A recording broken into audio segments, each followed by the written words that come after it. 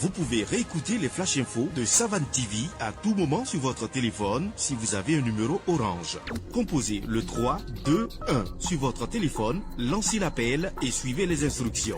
Le 3 2 1, c'est un service d'information à la demande qui met à votre disposition des informations utiles sur l'agriculture, la météo, la santé, la microfinance, le foncier, le développement et bien d'autres contenus d'intérêt général auxquels vous pouvez accéder par appel téléphonique uniquement à partir d'un numéro Orange. 3 2 1, un service de Viamo Burkina.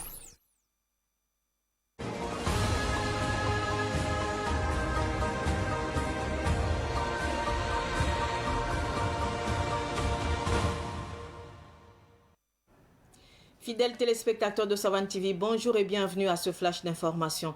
Le Conseil des ministres tenu hier 5 mars 2026 a adopté un décret relatif à la gestion du foncier. Le texte interdit désormais l'attribution de plus d'une parcelle par personne par région lors des opérations de lotissement. Le texte porte également le délai de mise en valeur de terrain de 5 à 8 ans et prévoit la numérisation du cadastre. Par ailleurs, le gouvernement a annoncé le recrutement de 15 512 agents dans la fonction publique en 2026. Près de 13 000 par concours direct et plus de 2 500 par concours professionnel.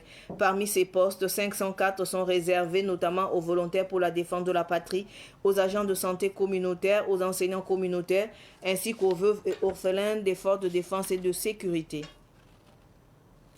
La commune de Ouagadougou a baptisé une avenue au nom de Moustapha Labli Tiombiano, pionnier des radios privées au Burkina Faso.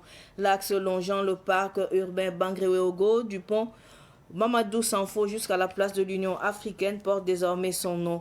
Le fondateur de Horizon FM en 1991, première radio privée du pays, il a également lancé la chaîne de télévision TVZ Africa en 2009. Moustapha Labli Tiombiano est décédé le 6 avril 2020.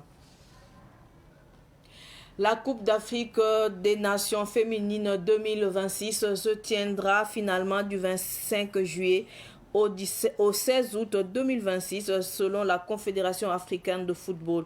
Initialement prévue du 17 mars au 3 avril 2026, la compétition a été reprogrammée et se disputera toujours au Maroc après concertation avec la Fédération internationale de football association et d'autres partenaires. Les étalons dames du Burkina Faso ont déjà effectué un stage de préparation au Maroc en prélude à cette compétition. Ce flash est terminé. Merci de l'avoir suivi. L'info continue sur Savane TV. Au revoir.